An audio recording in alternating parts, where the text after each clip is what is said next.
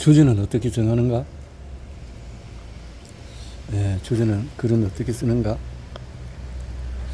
그래. 글쓰기를 시작하기에 앞서 생각해야 할 것이 바로 어떤 주제로 쓸 것인가? 많은 사람이 여기서 묻긴다. 내가 어떤 주제로 글을 할지 정하지를 못해서 나는 블로그 초기에는 투자라는 주제를 했고, 이유는 블로그를 시작할 당시 나는 큰 관심사가 주식과 부동산, 재테크였기 때문이다. 나는 미국 주식에 15년 동안 투자했기 때문에 투자에 대해서 알고 있는 것이 많았고 실적도 좋았다. 그래서 초반 내 블로그 대부분의 포스팅은 나의 투자 경험과 거래 내역에 집중되어 있었다. 그 이후에는 책을 써야겠다는 생각을 하면서 생각이 바뀌었다.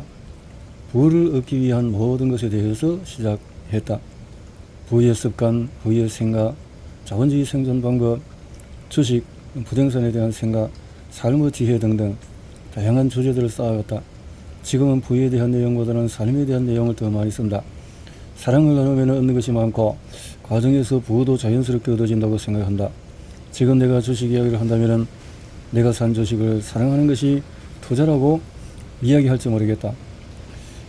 이렇게 주제는 조금씩 바뀔 수 있다. 그럼에도 불구하고 하고 싶었던 이야기를 지금까지 꾸준히 썼다면 더 큰 성장할 수 있었을 것 같다는 생각도 해본다. 그렇다면 블로그를 써본 적이 없는 개설한 사람이 어떻게 주제를 정할까? 나만의 책을 쓴다는 생각으로 쓰자. 그렇게 블로그 글이 수백 개 쌓이고 이곳의 수가 수만 명이 되면 자신의 이름이 박힌 책을 발견하는 것이다. 그러니 나는 이미 작가라고 생각하라. 처음부터 내 책을 한 권 쓴다고 생각하며 블로그를 하면 편하다. 책을 쓴다는 생각으로 블로그를 하면 여러 가지 장점이 있다. 첫 번째, 책을 쓴다는 것은 나만의 아이디어가 들어간다는 것이다. 그래서 애초에 독창적인 블로그를 쓸 가능성이 높아진다. 당연히 다른 사람의 책과 여러 정보를 활용해야겠지만 기본적으로 자신의 생각이 들어갈 수밖에 없다. 두 번째, 책을 쓴다는 생각으로 글을 쓰면 글의 질이 높아질 것이다. 좋은 생각이네. 아예 처음부터 그 책을 쓴다라는 생각으로 그쪽으로 접근을 하고, 나 같은 경우는 그냥 유튜브 쪽으로만 생각했는데,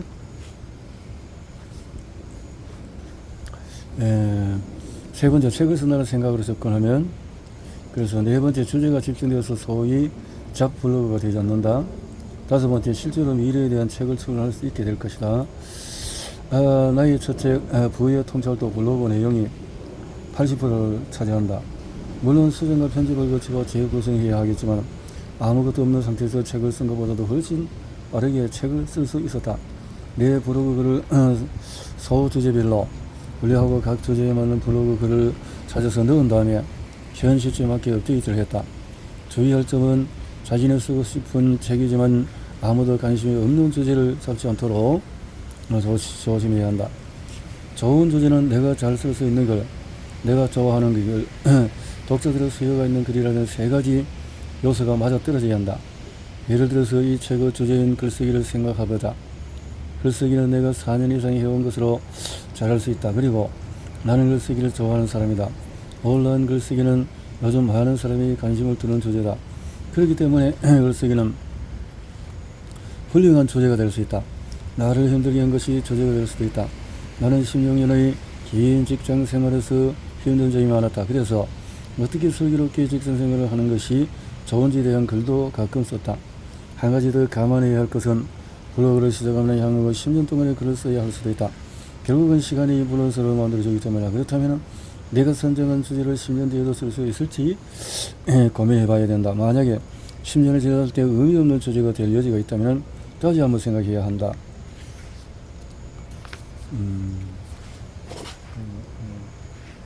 깊이 생각을 해서 해보자. 이러네. 소재는 어디서 구할 것인가? 나처럼 하루에 여러 개의 블로그를 4년 넘게 쓰고 수많은 글을 X 또 인스타에 올리려면 끊임없이 소재를 구해야 된다. 매일 새로운 글을 발견하는 것이 생각보다 쉽지 않은 일일 수 있다. 나는 소재를 구하기 위해서 많은 노력을 한다. 내가 소재를 구하는 방법을 정리하면 일상생활을 하면서 책을 보면서 책의 글들을 정리한 남한을 포함해서 보면서 남의 블로그 글을 보면서 나의 예전 블로그 보면서 텔레그램 단톡방 등의 정보를 보면서 신문을 보면서 이 중에서 내가 가장 선호하는 것은 일상생활을 하면서 소재를 구하는 것이다. 또 그런 거 이후에 책상에 앉아서 내가 저장해 둔 글을 읽어 열어본다. 그 메모에 살을 붙이면 한편은 내 글이 되어지는 것이다. 문법을 교정하면 훌륭한 글이 된다.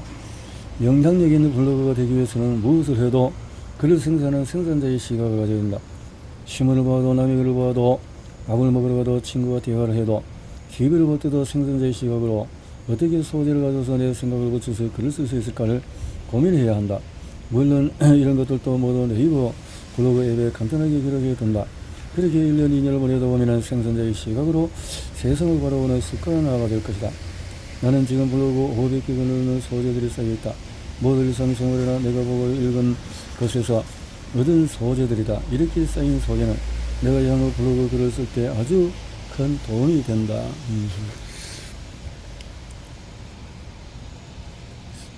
이렇게 저자가 글을 쓰기 위한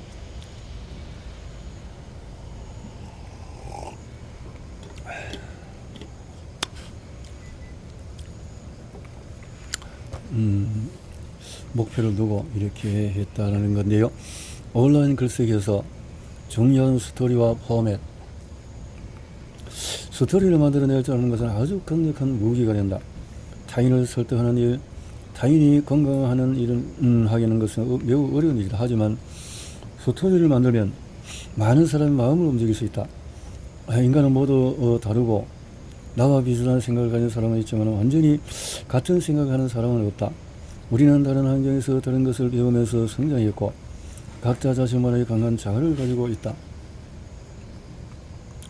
우리 은혜는 다른 사람의 의견을 자신에 대한 위협으로 인식한다. 우리는 서로 설득할 수 있다고 생각하지만 사실은 서로 설득할 수가 없다. 다른 사람의 의견에 대해서 방어 체제를 갖추는 것이 인간의 본능이기 때문이다.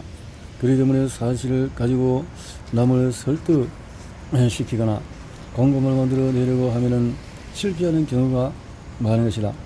인간은 어린 gen의 스토리를 들으면서 진화해 왔기에 스토리에 익숙하다. 인간 안에는 스토리를 진실로 받아들인다. 인간 안에는 스토리를 중요하다고 인지해서 그것을 통해서 위협을 인식하고 기회를 찾는 방식으로 진화했기 때문이다. 인간은 스토리를 듣는 순간에 자신의 일처럼 생각하며 스토리에서 교훈을 얻으려고 노력한다. 당문신화, 박혁거세, 신화 등 수많은 스토리를 넘어서 남을 설득하고 부족을 통과하려고 노력해온 것을 보면 알 수가 있다. 온라인 글쓰기도 다르지 않다. 나는 항상 스토리로 글을 시작하려고 노력한다. 가능하면 내 스토리를 넣으려 하고 여의치 않다면 책이나 다른 사람의 글에 있는 스토리를 소개한다. 스토리로 글을 시작하면 독자는 처음 글에도 몰입한다. 그렇게 시작한 글은 좋은 글이 될 수밖에 없다. 글을 쓰는 우리는 스토리텔러가 되어야 된다. 역사상 가장 많이 팔린 책은 기독교 세계관의 스토리를 담은 성경이고 현대에 와서 많이 팔린 책 중에 하나인 해리포터 시리즈도 판타지 소설이다. 사실을 전달하는 것보다도 스토리를 이야기하는 것이 훨씬 더 강력하다.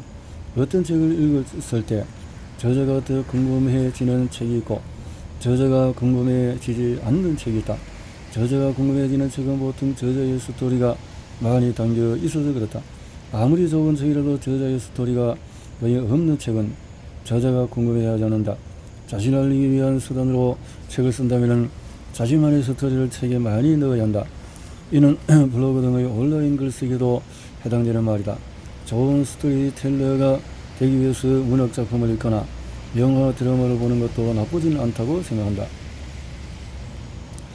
글 한 편을 쓰는데 1시간 이상씩 걸리면 매일 써야 가야 하는 블로그를 꾸준히 지속하기가 힘들다. 글을 쉽게 쓸 수 있어야 한다는 것이 나의 지론이다. 나는 블로그 글을 쓸 때에 30분 이상 걸리면 안 된다고 생각한다. 나는 자료를 찾는 시간이나 영감을 얻는 시간을 제외하고 순전히 글을 쓰는 시간은 20분도 채 걸리지 않는다. 블로그는 엄연히 부업 혹은 취미생활이기 때문이다. 매번 훌륭한 글을 쓰고 싶은 욕심이 생길 수도 있다. 하지만 그런 경우를 할지라도 20분을 넘기면 안 된다. 왜냐하면 그래야 마음먹었을 때 1개가 아니라 2개, 3개 이상도 쓸 수 있기 때문이다. 블로그는 질도 중요하지만 양이 더 중요하다. 우리는 블로그 외에 SNS도 사용해야 되기 때문에 블로그 그림에 매달려 있을 수도 없지 않은가? 그럼 어떻게 글쓰기를 20분 만에 마칠 수 있을까? 자신만의 포맷이 있어야 한다. 나의 스토리, 책 등에서 얻은 문구, 교훈, 1, 2, 3 순서로 구성했던 이유는 바쁜 회원들의 짧은 시간에 글을 구조화해서 읽을 수 있도록 하기 위해서, 그리고 스스로도 글을 포맷화해서 매번 구성에 대한 고민 없이 쉽게 글을 쓰기 위해서, 이는 엑스나 스레드 같은 짧은 글을 쓸 때도 마찬가지로 적용된다. 나의 포맷이 있으면 차별화가 되고 일반적으로 쉽게 쓸 수 있으니 꾸준히 쓰게 될 가능성이 높아진다. 그래요.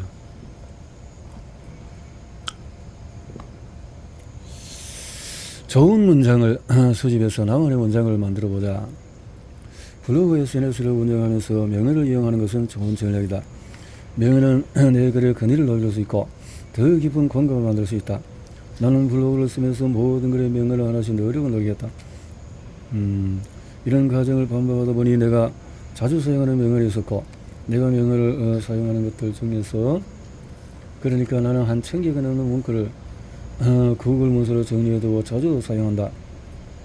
가끔은 무지성으로 X에 그런 문구들을 연달아 수십 개씩 올릴 때도 있다. 물론 초 단위로 올린 것은 아니고 분 단위로.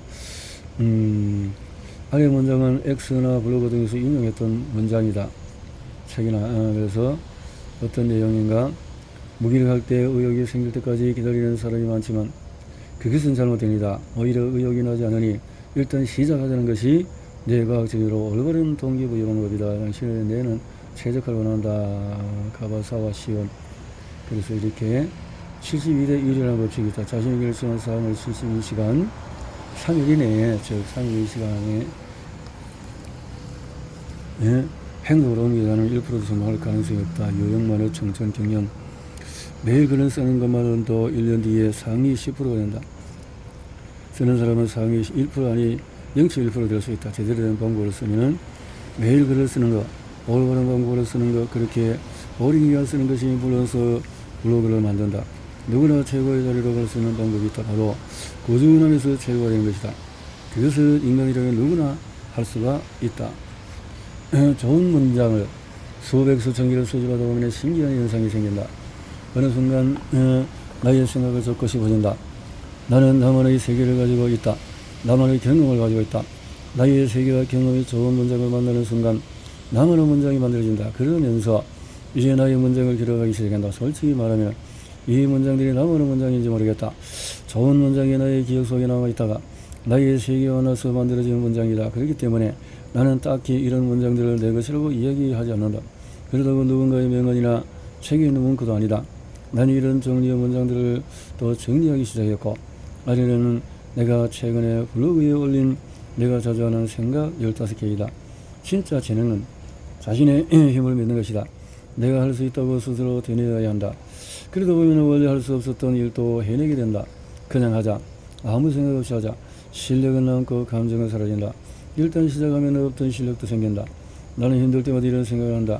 이번에는 얼마나 성장하려고 내가 이렇게 힘이 들까? 사람들은 아무것도 하지 않은 자신을 합리화하기 위해서 타인의 노력을 깎아내리고 세상을 탓한다. 하지만 그렇게 살면은 정작 자신에게는 아무 일도 일어나지 않는다. 안전자리를 바꾸지 않으면 새로운 풍경을 볼 수 없다. 주변 환경을 탓할 시간에 내 환경을 바꾸자.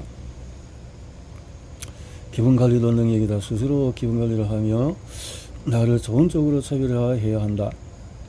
계속 걸어간다면 결국에는 도착하게 되어 있다. 작게 시작해야 내가 쉽게 받아들일 수 있다. 매일매일 이겨낼 수 있을 정도로 꿈을 사랑하는 정도이다. 꿈은 크게 가져야 한다. 생각이 길면 용기가 사라지는 것이다. 누군가의 반대나 저항을 받고 있다면 이렇게 생각해 두었다. 내가 지금 정말 근사한 것을 하고 있구나. 시련을 두려워하지 말자. 주민의 성공에 기죽지 말자. 부러워하지 말자. 50세가 되지 않았다면 아직 인생의 전반기를 살고 있다는 것을 명심하자. 위의 생각들은 그동안에 내가 읽었던 책의 또 모았던 문장들을 섞어서 만든 것이다. 한 200, 300자로 그렇게 만들면 좋을 것이다. 이렇게 했네요. 그리고 질과 양의 중에서 무엇이 더 중요할까? 질과 양.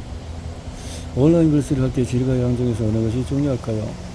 내가 사람들에게 긴 글을 일주일에 1, 2개 쓰는 것과 상대적으로 품질이 낮고 짧은 글을 매일 한 개씩 쓰는 것 중에서 어느 것이 중요하다고 생각하는가?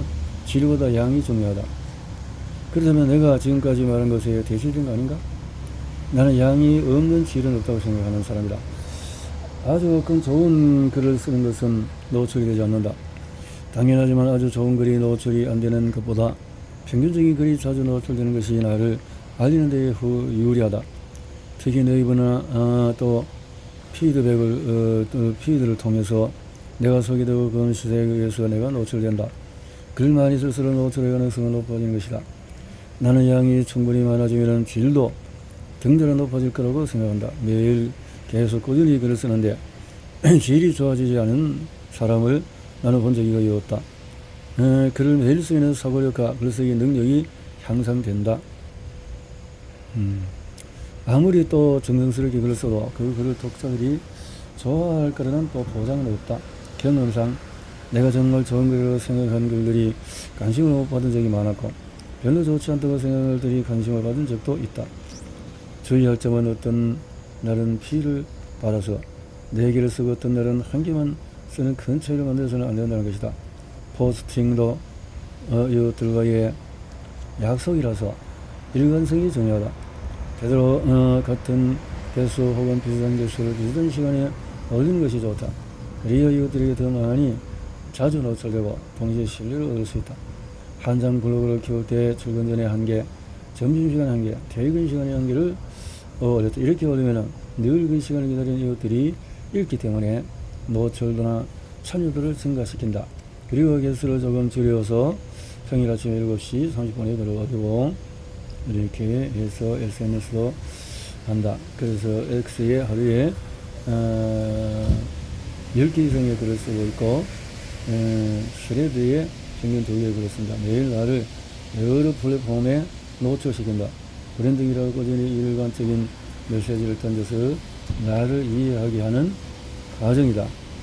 그러니까 그렇게 함으로써 나를 이제 PR을 하는 쪽으로 글이 써진다라는 거네요.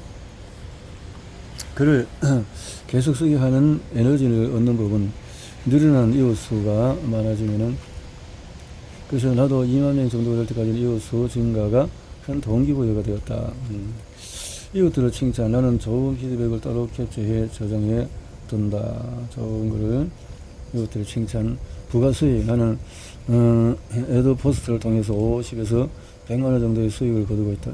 이런 수익은 블로그 포스팅을 하는데 크고 작은 동기 부여가 된다. 내가 돈을 벌 수 있다는 생각을 한다면 그 수익에 더 큰 동기 부여가 될 것이다. 책 출간은 블로그를 시작하고 몇 개월 뒤에 블로그에 글만 적고도 좋은 책이 만들어 질 수 있겠다는 것을 알았다. 앞서 말했듯이 처음부터 블로그를 시작하면서 내 책을 낼 것이라는 생각으로 접근하는 것이 좋다. 롤 모델 설정. 롤 모델을 설정하는 것은 좋은 동기부여이다. 꾸준히만 한다면 얼마나 성장할 수 있을지 롤 모델을 통해서 가늠해 볼 수가 있다. 댓글을 유도해봐라. 12. 인플루언서를 증명하는 것은 방문자 수와 조회수가 대표적이다. 독자가 댓글을 달거나 다른 하면은 체류 시간도 늘어진다. 그러니까 블로그의 활성화를 위해서는 이것을 댓글을 쓸 수 있도록 유도할 필요가 있다. 댓글 유도. 그 방법 중에서는 또 질문을 하는 것, 또 재미있는 짤이나 농담을 또 넣어보기도 하고, 자기만의 또 시그니처를 또 이렇게 해보기도 한다. 저서 거의 댓글을 한다. 또 하나의 성과를 자랑하거나 자신의 상처를 드러내는 것이다. 내 상처를 드러내면 그래서 내가 이런 성과를 자랑하는 축하하는 댓글이 많이 달리고, 나의 상처를 드러내면 위로의 댓글이 많이 달린다. 그것도 하나의 방법이 될 수 있다라네요.